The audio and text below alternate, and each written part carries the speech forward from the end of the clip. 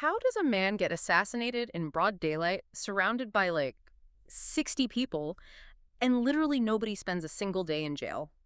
In 1981, an entire American town realized the justice system was completely broken, so they legally outsmarted it by committing a public murder. You have to stick around until the end of the show to hear the unbelievable resolution and the chilling details of how an entire town pulled off a public assassination and kept it a secret for over 40 years. We are Mike and Abby, and welcome to Wild Crime Podcasts. We are officially done with boring, slow-burn true crime. We're tearing into the most baffling cases on Earth, untangling the lies, and dropping you right in the middle of the madness. Whether you are on a long drive, crushing a workout, or just feeling a little bored, we're here to walk you through the mystery and make your next hour incredibly thrilling. So our focus today is the 1981 murder of Ken Rex McElroy. This all happens in Skidmore, Missouri. And to build this timeline, we've pulled from historical records, court documents, academic criminology papers, and Harry M. McLean's Edgar Award-winning book, In Broad Daylight. The core mission of our research today is to really dissect a specific mechanism. We want to look at how an absolute, terminal, systemic failure of the justice system effectively forced a small, peaceful farming community to to revert to vigilante mob justice just to survive. Yeah, and I think we need to anchor the listener in the geography and, the psychology of the setting first. Because when we talk about Skidmore, Missouri, we aren't talking about some high-crime urban center where violence is just a statistical norm. Not at all. We are talking about an isolated agricultural town in the northwest corner of the state. The population is hovering around, 400 to 500 people? Yeah, exactly. Tiny. Right, so this is the kind of agrarian ecosystem where generations of families farm the exact same literal plots of land. I mean, people leave their keys in their ignitions, they leave their doors completely unlocked. Cultural. It operates on this high-trust social contract. But that idyllic American heartland environment basically became the perfect hunting ground for a single, unstoppable predator. And, the term predator is clinically accurate here. To really understand the atmosphere of pure psychological terror that gripped this town, we have to look at the timeline. This wasn't some sudden weekend crime spree that left everyone in shock. Right. This was a slow, suffocating, 2-decade-long nightmare. The tension in Skidmore was like a tightly wound spring, just compounding year after year, failure after failure, until it was mathematically guaranteed to snap. You think you know what a town bully is, right?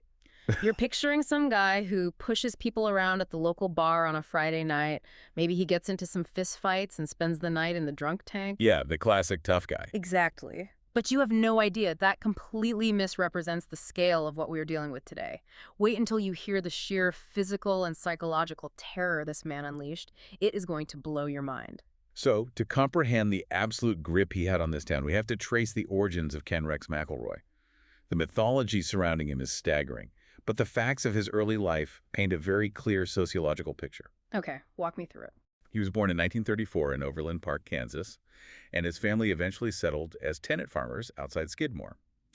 And he was actually the 15th of 16 children. Wait, what? 15th of 16 kids? Yeah, 16 kids. His parents, Tony and Mabel, were itinerant. They were just working incredibly hard just to keep the family from starving. I mean, I'm trying to process the sheer logistics of that. 15 out of 16 kids in a poor tenant farming family during the tail end of the Depression era. It's unimaginable today. Right. The survival mechanics of that household alone would mean parental supervision was virtually non-existent. You are essentially raised by the siblings above you, or you just, fend for yourself entirely. Exactly. And that lack of supervision is the foundational element of his profile. From a developmental standpoint, he grew up in this highly chaotic environment where resources were scarce. He learned early on that force was just the most efficient way to acquire what he wanted. Which makes sense in a purely survival-driven mindset. Yeah. He ended up dropping out of school in the 8th grade, but the records actually show he had already been held back twice by the 5th grade. His teachers reported that he was simply uncontrollable. Oh. And as a result, he remained completely illiterate for his entire life. Wait, really? Entirely illiterate? Yes. He couldn't read a newspaper. He couldn't write his own name on a legal document. He didn't even have a social security number, and he never used a bank. That's crazy. He operated entirely off the grid. He was basically functioning in the blind spots of modern society. See, if a person is completely uneducated and living in the margins like that, it's easy to assume they might be overlooked, right? Or relegated to the shadows. But this guy wasn't flying under the radar at all. He used his physical presence as his primary currency. Physical attributes were central to his power. He was an enormous man. I mean, over 6 feet tall and weighed nearly 300 pounds. Yeah, and the historical accounts consistently highlight this one specific feature, his eyes. People describe them as these steel blue eyes that he used to just methodically intimidate people. Like staring people down? Exactly. He wouldn't yell. He would just stand there and stare at you with his cold, dead gaze that literally made people feel like they were being hunted. And because he was so imposing, a massive mythology built up around him. It fed into this indestructible monster persona. Right. The most prominent rumor in Skidmore was that Ken had an actual solid steel plate in his head. Hold on, back up. Walk me through that. A steel plate. Like he was walking around claiming to be physically modified to absorb damage. Yeah, exactly. The origins of the story kind of vary depending on who you asked in town. Some residents claimed he was hit in the head with a massive steel beam on a construction site. Okay. And this impact supposedly split his hard hat right in two, but left him standing. That's absurd. Right. Others said he suffered a catastrophic fall off a hay wagon on a farm when he was younger. But the critical detail isn't whether the medical procedure actually happened. It's that Ken himself actively perpetuated the rumor. Oh, so he leaned into it. Totally. He would tell people he had a steel plate in his skull. In a pre-internet rural community, rumors like that just become localized facts. It added to this terrifying aura that he was physically impervious to pain or consequence. Right, like if you punch him, you break your hand. If you hit him with a pipe, it just bounces off. Exactly. So you have a 300-pound, off-the-grid phantom with a rumored metal skull who uses silence and eye contact to terrify people. But, I mean, intimidation alone doesn't sustain a lifestyle. What was the actual mechanism of his criminality? How did he extract value from the town?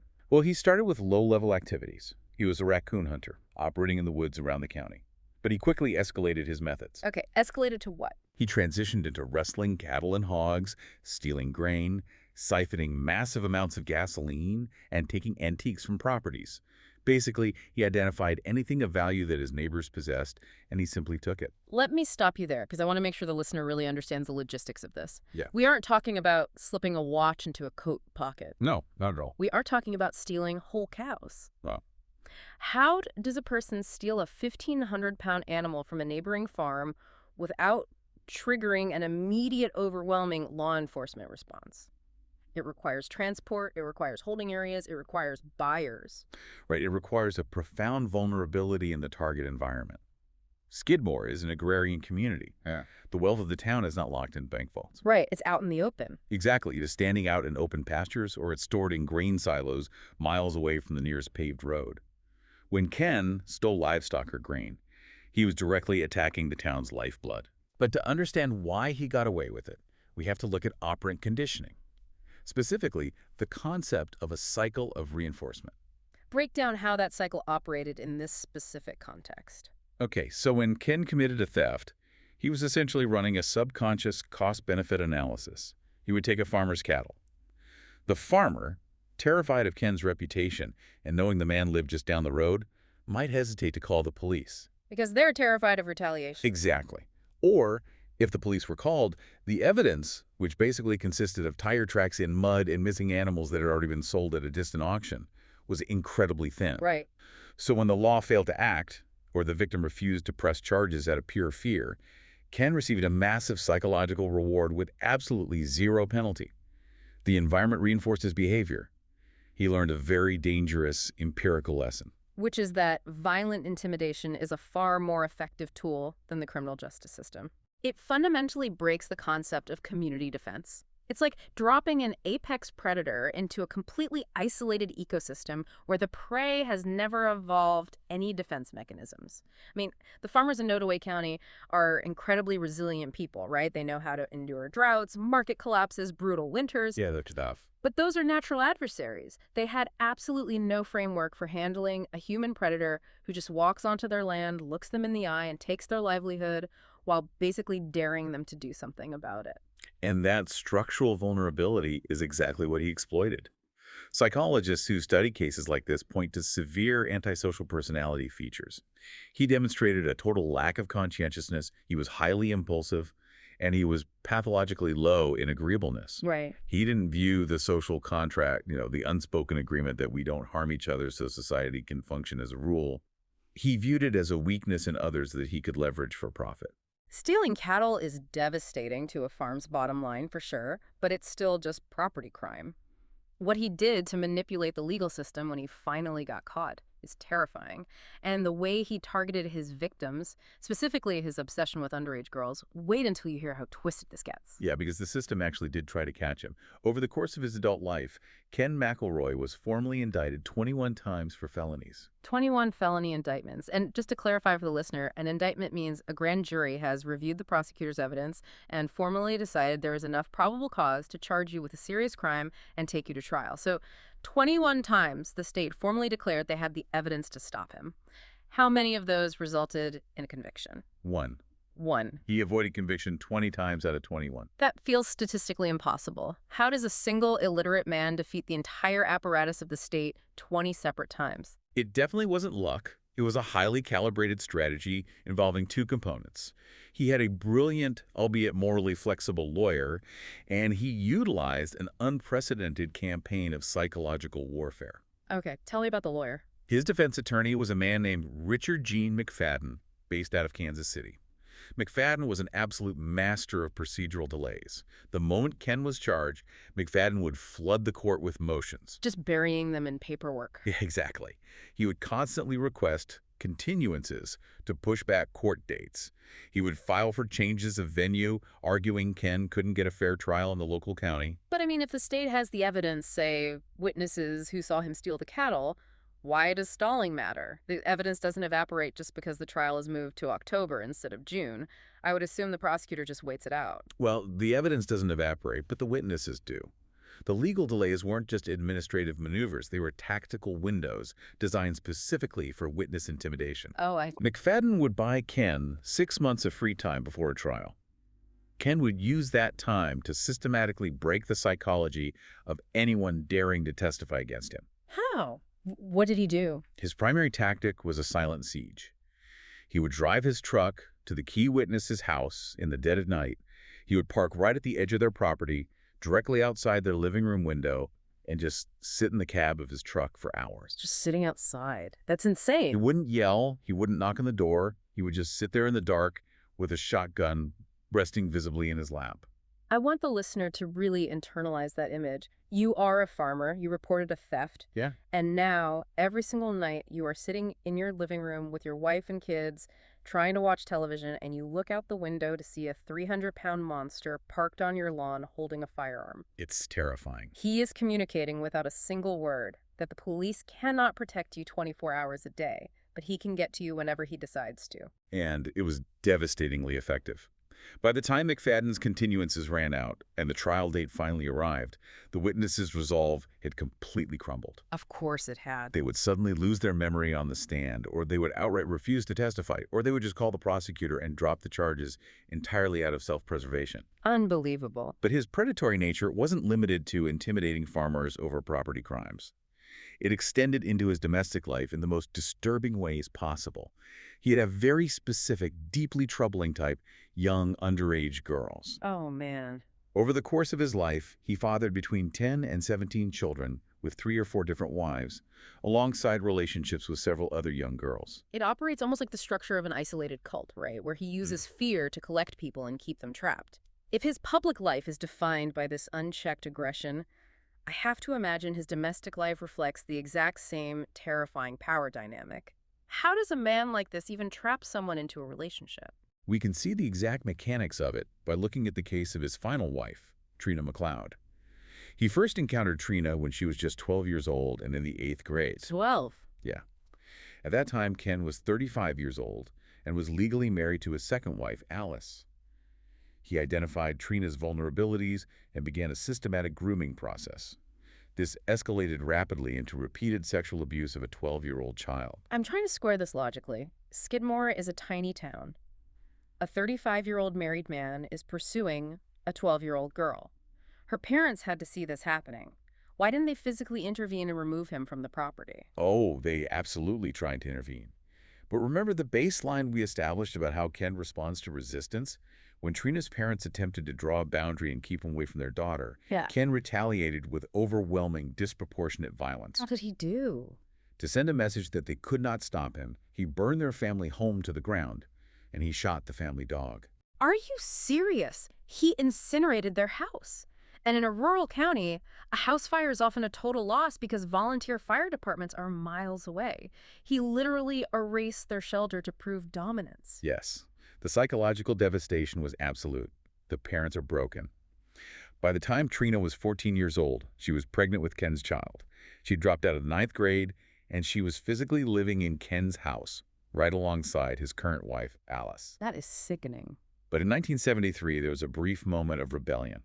Trina and Alice actually conspired together, managed to escape the property, and fled back to the home of Trina's parents, who had recently rebuilt their house. Finally, they break the isolation. Surely this is where the authorities step in and secure them. No, Ken tracked them down almost immediately.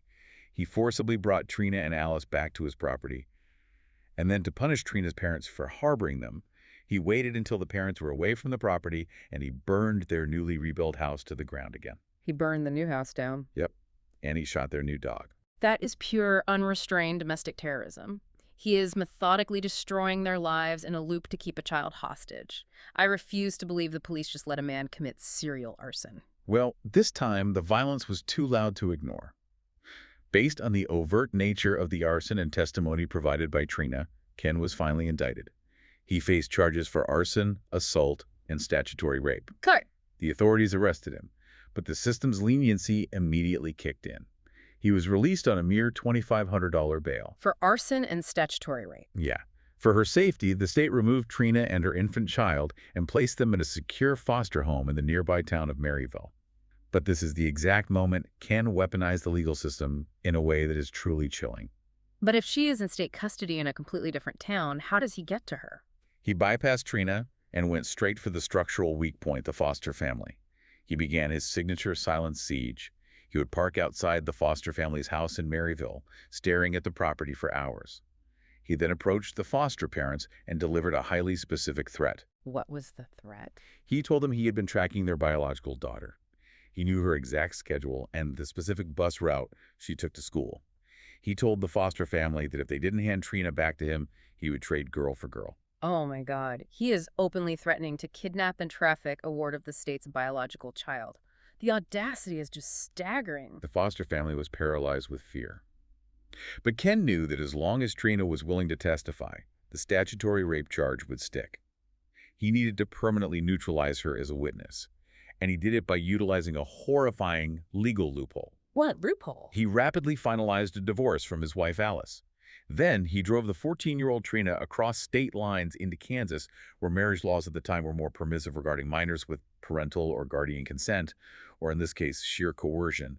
He legally married his 14-year-old victim. Are you serious? The law actually protected him from marrying his 14-year-old victim. I see exactly where this is going, and it makes my blood run cold. Because by marrying her, he changes her legal classification in the eyes of the court. Precisely. By making Trina his legal wife, he invoked spousal privilege laws. Oh, man. The original intent of spousal privilege in the American legal system is to protect the sanctity of marriage by preventing the state from forcing spouses to testify against one another and create domestic strife. Ken treated this protective law like a piece of malware to exploit the system. He hacked the law. Under the law at the time, a wife could not be compelled to testify against her husband because Trina was the sole material witness to her own statutory rape, and she was now legally barred from being forced to take the stand. The prosecution's case evaporated. They were forced to drop all the charges. That is a terminal failure of the system. The legal firewall completely collapsed. The exact laws drafted by legislators to protect the sanctity of a family were reverse engineered by a predator to legally enslave a child and grant himself absolute immunity. He used the court's own rules to handcuff the prosecutor. And that is the tragedy of this era of the justice system. It relied on actors participating in good faith. Ken operated in entirely bad faith, and the system had no contingencies for it. Pause for a second and ask yourself, what would you do in this situation? Put yourself in the shoes of that Foster family or Trina's parents. If a 300-pound man who has repeatedly proven he will burn your house to the ground and kidnap your children, is parked outside your living room window every single night, would you testify in court? Would you rely on a piece of paper from a judge to protect you? Or would you drop the charges just to keep your family alive? It's an impossible calculus. You are forcing citizens to choose between civic duty and the literal physical survival of their children. And because Ken kept winning these encounters, his behavioral reinforcement was absolute. His boldness evolved. So the system completely failed Trina, and it failed the town. But Ken wasn't satisfied with just terrorizing his wives and stealing cattle. He was about to escalate to cold-blooded public attempted murder in broad daylight. And the judicial system's reaction to it is going to make you scream. Wait until you hear this next timeline event. By the mid-1970s, Ken had internalized a very dangerous reality. He was, for all intents and purposes, immune to the law. Consequently, his crimes shifted from covert property theft and domestic abuse to overt public violence. He stopped hiding. Completely. In July of 1976, a local farmer named Romaine Henry was out on his property. He caught Ken trespassing, actively shooting a weapon on his private land. Henry, defending his property rights, confronted Ken and told him to leave. In a normal society, the trespasser apologizes or maybe argues a bit and then leaves. How does Ken react to being challenged on someone else's land? Ken turned his shotgun toward Romaine Henry and fired twice at close range. Wait, what? He attempts to execute a man just for telling him to get off his property? Walk me through the ballistics of that, because a shotgun blast at close range isn't a clean wound, it's devastating. It was catastrophic. Henry was struck in the abdomen. The medical reports state that the blast literally ripped his stomach open. Oh my God. He fell to the ground, with his intestines exposed, bleeding massively into the dirt.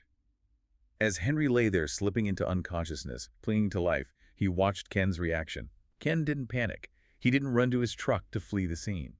According to Henry, Ken casually pulled a cigarette from his shirt pocket, lit it, stood there for a moment, and then calmly got into his truck and drove away. The psychology of that is chilling. He doesn't experience an adrenaline dump of fear after shooting a man. He experiences the calm of a predator that just swatted away an insect. He assumes Romaine Henry will die right there in the dirt. But Henry survives, right? Miraculously, yes. Through extensive medical intervention, Henry survived.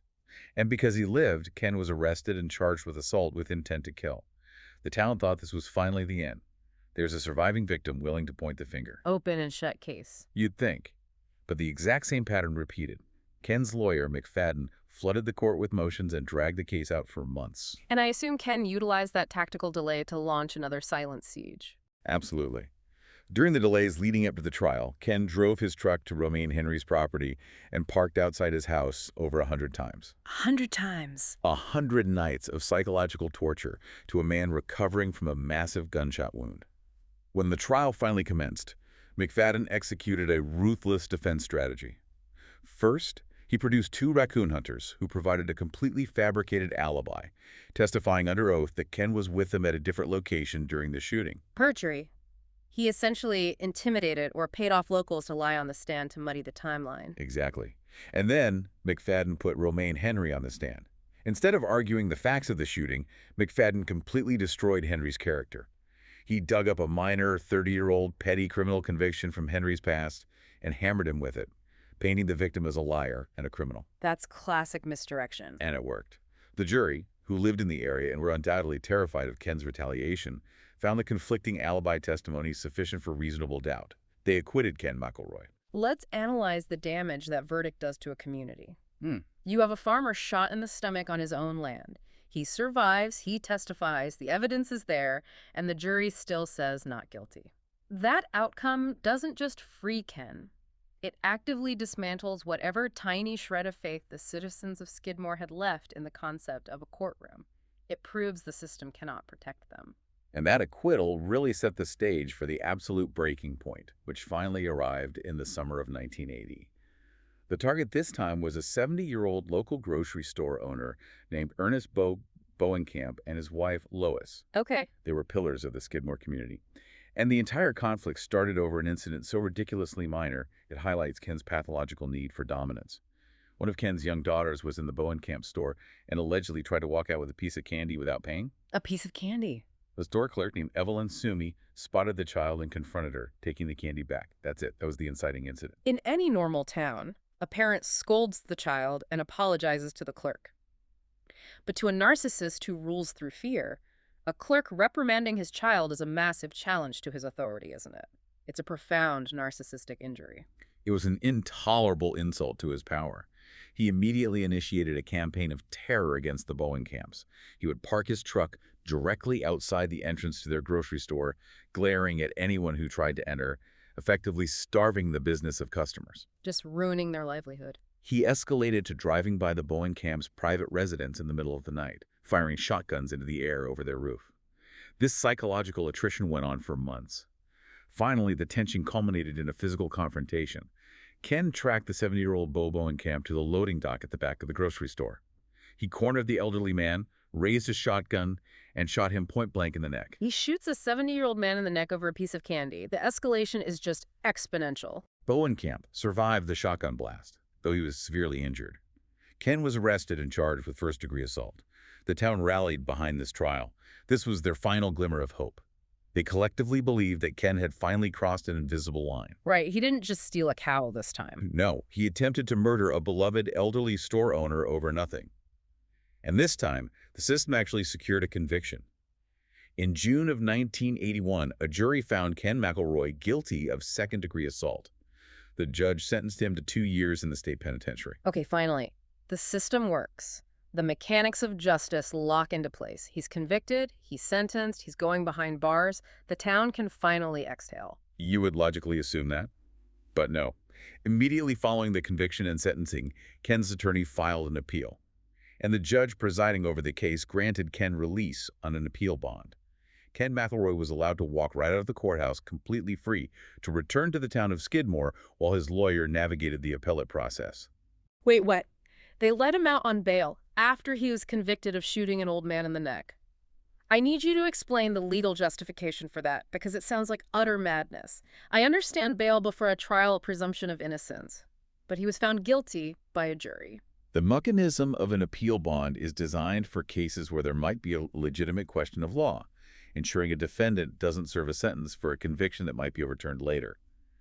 However, the application of it in this specific case was a catastrophic misapplication of judicial discretion. Clearly. The judge failed to factor in the extreme, documented danger Ken posed to the community and the specific victim who lived in the exact same town Ken was returning to. That is the ultimate betrayal by the state. From a sociological standpoint, the government demands a monopoly on violence. The state says you cannot seek revenge, you must let us handle it.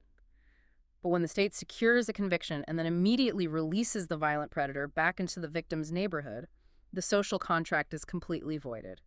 If the state refuses to put a convicted attempted murderer in a cell who is going to protect the 70-year-old man he just tried to kill. The citizens realized nobody was going to protect them.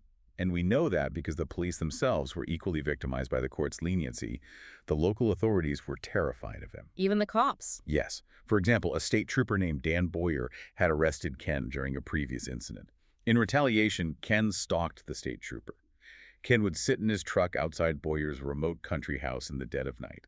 Trooper Boyer was so terrified that he literally spent nights hiding behind a tree in his own front yard, holding a shotgun, waiting for a firefight with Ken. Are you serious? A trained, armed state trooper is hiding behind a tree at his own house. That tells you everything you need to know about the power dynamic. It gets worse. Another trooper, Richard Stratton, was the officer who arrested Ken for the Bowenkamp shooting. Shortly after that arrest, Stratton's wife, Margaret, was pulling her car out of her driveway to go to Sunday church services. Ken pulled his massive truck across the driveway, physically blocking her vehicle. No way. He rolled down his window and aimed a shotgun point blank at her face just to send a message to her husband. He is aiming high-powered firearms at the wives of state troopers in broad daylight on a Sunday morning, and the system still lets him walk. He's operating with complete, terrifying impunity. It's like locking a fox inside a hen house, throwing away the key, and telling the hens to just deal with it. Ken is out on his appeal bond, walking the streets of Skidmore with a sick, emboldened sense of invincibility. But what he decides to do the very second he gets out of court sets off a chain reaction that will end in one of the most famous unsolved mysteries in American history. Stick around, because the next 24 hours are insane. I would assume his lawyer, McFadden, gave him strict instructions, right? If you are out on an appeal bond, your freedom is super fragile. One wrong move, one threat, one violation of the law, and the judge revokes the bond and you go straight to prison. So I assume Ken goes into hiding, or at least tries to lay low and keep his mouth shut. He did the exact opposite. Immediately following his release at a post-trial hearing, Ken drove straight back to Skidmore and walked into a local watering hole called the D&G Tavern. And he doesn't just walk in to have a quiet beer. He walks through the front door carrying an M1 Garand rifle with a bayonet physically attached to the barrel. A bayonet, like a fixed combat knife on the end of a military rifle. Why does he even have that? The M1 Garand is a massive piece of hardware. It is a high-powered, semi-automatic combat rifle, chambered in the 30-06 cartridge. This was the standard-issue U.S. infantry service rifle during World War II. Right. The 30-06 is a devastating high-velocity round designed to penetrate cover and kill humans at long distances. To walk into a crowded civilian tavern with a military rifle and a fixed bayonet is an act of sheer psychological terrorism. It is a visual declaration of war against the town. Wow. And while he is standing in the bar with this weapon, he makes graphic, loud, public threats. He tells the patrons that he's going to finish the job and kill Bowenkamp, the man he was just convicted of shooting. He is daring the town to act. He is openly violating the terms of his bond, committing brandishing and terroristic threats, and essentially proving that the court's rules do not apply to him at all. That brazen display pushes the town over the psychological edge. The next morning, July 10th, 1981, the community reaches its breaking point. About 60 terrified, exhausted residents, farmers, store owners, mechanics gather at the local Legion Hall right in the center of town. Okay. They organize this meeting with the Nottoway County Sheriff, Dan Estes. They are desperate. They want to know what legal avenues they have left to revoke the bond and get Ken off the streets before he murders Bowenkamp. They are begging the final layer of the legal system to intervene. Right. And while they are sitting in this meeting, pleading with the sheriff, a resident bursts into the hall with an update. Word has reached them that Ken and his wife, Trina, have just driven into town in his red pickup truck and are currently sitting inside the D&G Tavern, practically right down the street. The monster is literally at the gates. The townspeople look directly at Sheriff Estes. This is the critical moment. The sheriff has 60 witnesses telling him a man out on an appeal bond is down the street after making armed, terroristic threats the day before. He has every legal justification to walk down there, revoke the bond, and arrest him. What does he do? Sheriff Estes looks at the crowd of 60 angry, terrified citizens. He tells them explicitly not to get into a direct confrontation with Ken. He suggests that they instead form a neighborhood watch. And then the sheriff walks out of the Legion Hall, gets into his police cruiser, and literally drives out of town. Are you serious? Form a neighborhood watch against an armed domestic terrorist. What is a neighborhood watch composed of unarmed farmers going to do against a 300-pound man carrying an M1 Garand with a bayonet? Blow whistles at him while he shoots them. The vacuum of leadership there is astounding. Criminologically speaking, this is the exact moment formal law enforcement completely vacates the premise. The state has physically abandoned the citizens. Now, historians and sociologists still debate Sheriff Estes' motivations. Was he simply displaying profound professional cowardice, terrified to face Ken himself? That's one option. Or was this a tacit, unspoken endorsement? Did he look at the faces of 60 desperate men, know exactly what they were capable of doing if left unsupervised, and purposefully drive away to give them the geographical space to execute it? If you're watching on YouTube right now, go to the comments and tell us what you think. Did the sheriff drive out of town on purpose, knowing exactly what was about to happen, creating a sanctioned blind spot? Or was he just completely incompetent and clueless? Tell us your theory. Because to me, driving away while an armed domestic terrorist is sitting at the local bar is a staggering dereliction of duty. It left the town entirely alone. The state prosecutors had failed, the judges had failed with the appeal bond, and now the local sheriff had literally driven away. The citizens sitting in the Legion Hall realized they had exhausted every single peaceful legal option available in a civilized society. Yeah. They made a collective, unspoken decision. They weren't going to wait for Ken to kill Bowenkamp or anyone else. The 60 residents stood up, marched out of the hall, and headed en masse down the street toward the D&G Tavern. The sheriff is gone. The town is alone. 60 angry, terrified farmers decide to march down to the tavern en masse. What happens next inside that bar and in the cab of Ken's red pickup truck is going to leave you speechless. Wait until you hear the mechanics of this event. The crowd of residents enters the D&G Tavern. The bar immediately fills to maximum capacity. The atmosphere is incredibly tense. You could hear a pin drop. Ken is sitting at the bar. He sees the crowd file in. He knows exactly who they are. Right. But true to his narcissistic profile, he doesn't panic and he doesn't show fear. He finishes his drink, casually purchases a six-pack of beer from the bartender, and walks out the front door into the bright July sunlight. He walks over to his vehicle, a 1976 red Chevrolet Silverado pickup truck. The sheer arrogance to just buy a six-pack and turn his back on 60 angry men, he still believes his mythology protects him. He really does. He opens the driver's side door and climbs in. He sits behind the steering wheel, pulls out a cigarette, and strikes a match to light it. Trina, his teenage wife, is sitting right next to him in the passenger seat.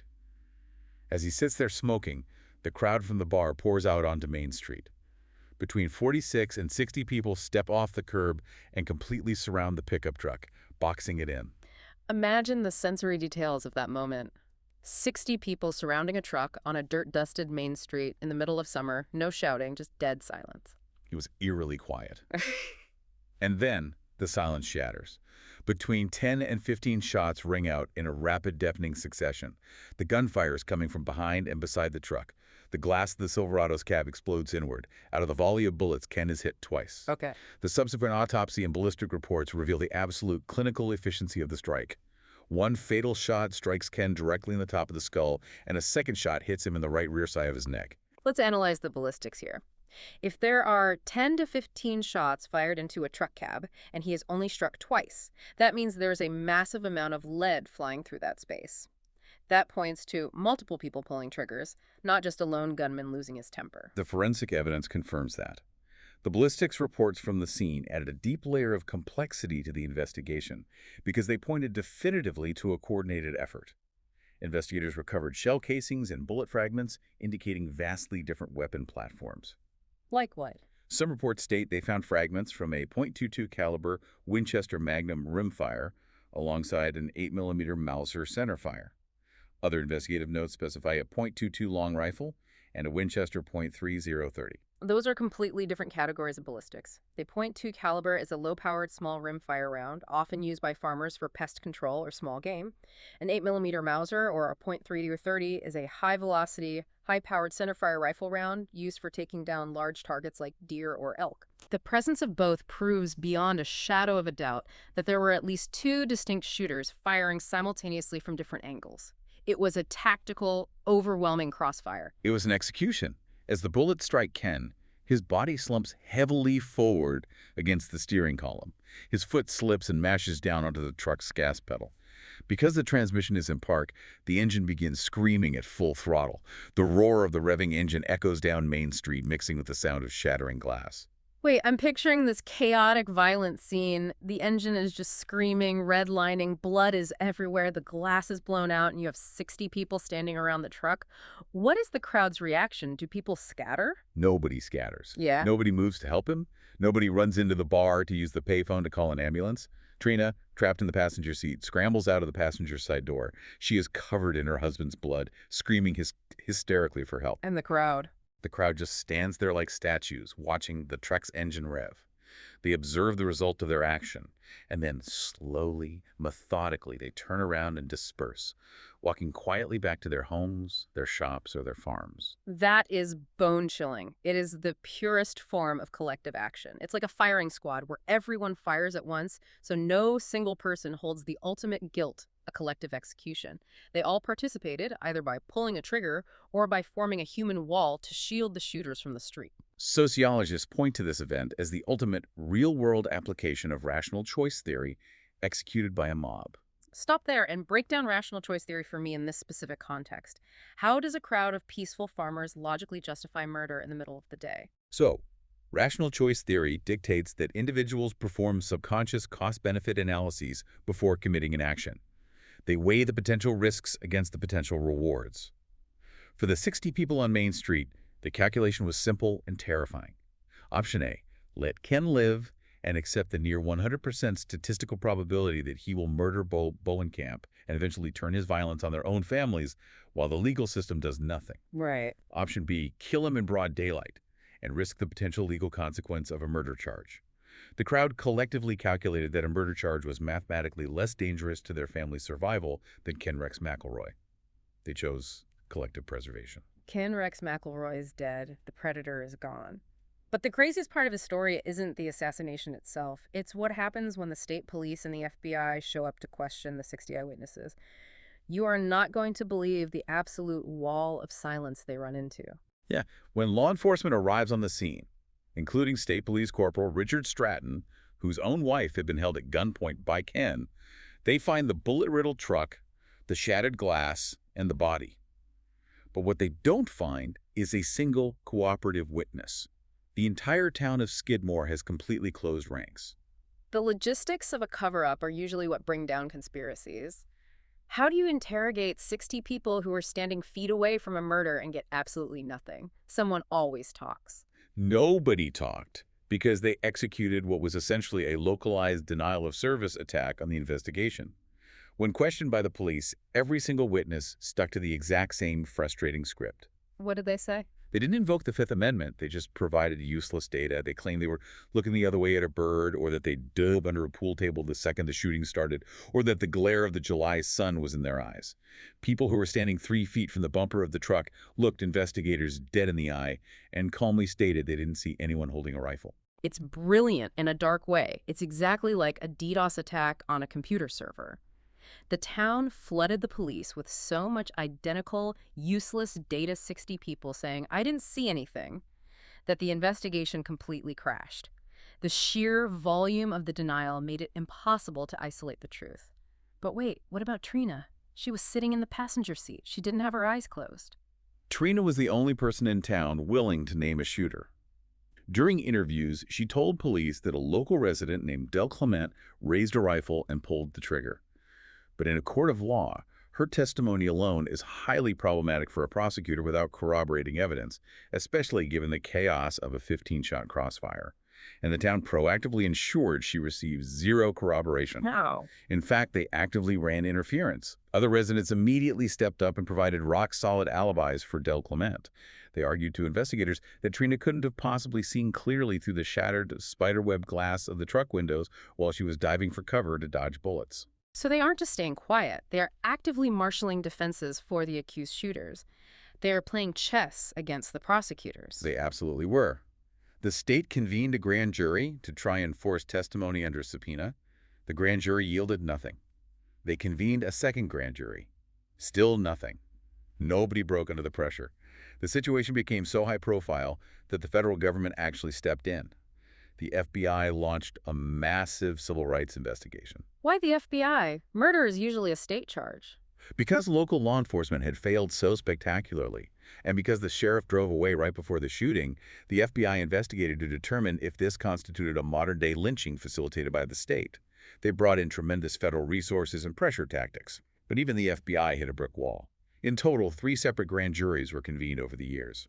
There is an old legal joke that a good prosecutor could get a grand jury to indict a ham sandwich because the burden of proof is so low and the defense isn't allowed in the room.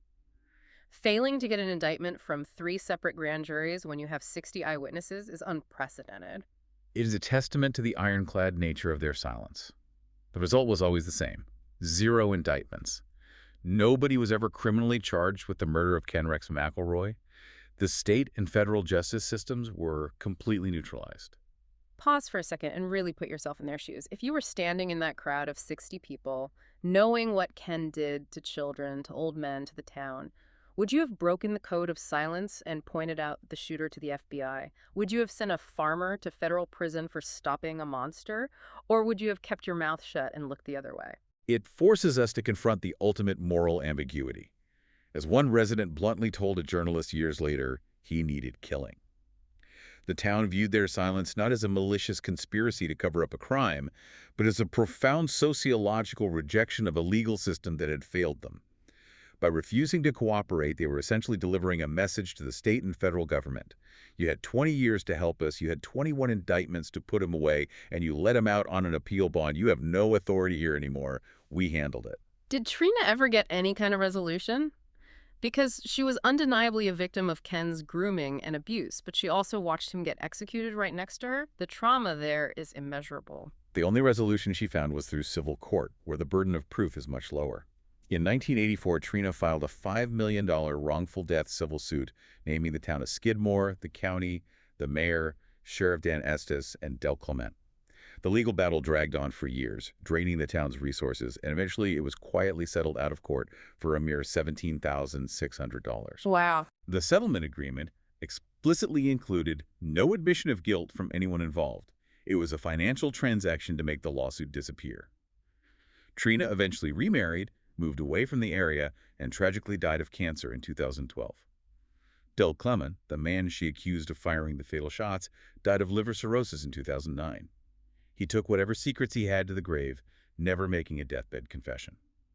So they killed the monster, but in doing so, they cursed their own town forever. They became famous for being the town that gets away with murder.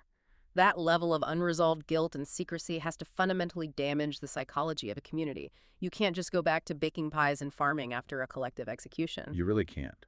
Sociologists and criminologists who study the aftermath actually refer to it as the Ken Rex curse. When a community normalizes extrajudicial murder, when an entire town agrees that extreme violence is an acceptable, effective solution to a structural problem, it fundamentally shatters the social contract. It damages the community's psyche for generations. And what happened afterwards? The historical record proves it. Skidmore didn't transform into a peaceful, idyllic utopia after Ken died. The cycle of violence was normalized. In the decades following the McElroy shooting, the tiny town saw a disproportionate number of horrific, high-profile crimes. There was the brutal beating death of a woman named Wendy Gillenwater. There was the completely unsolved disappearance of a young man named Branson Perry. And most infamous of all, the horrific 2004 murder of Bobby Jo Stinnett, an 8 months pregnant woman whose unborn baby was violently cut from her womb by an attacker. That is staggering. It's as if the town's soil was poisoned the day those shots were fired on Main Street. They invited violence in as a savior, and it never left. Think about the immense psychological burden of living in a town of 400 people where you know exactly who the murderers are. You buy your groceries from them. You sit next to them in the church pews on Sunday. Your kids play with their kids on the playground. You successfully deployed a coordinated defense to hide a murder from the FBI, but you can never hide it from each other. Every time you look at your neighbor, you know exactly what they are capable of, and they know exactly what you're capable of covering up. Did the shooters save Skidmore that day in the bright July sun, or did they unknowingly lock the entire town in a psychological prison of their own making? All right, if we made your drive, your workout, or your downtime even a little bit better today, do us a massive favor. Whether you are watching on YouTube, streaming on Spotify, listening on Apple Podcasts, or literally anywhere else, hit that follow or subscribe button right now. We drop episodes like this frequently, bringing you the most fascinating cases in the most interesting way possible. Lock in, because you do not want to miss the crazy mysteries we have queued up for next time.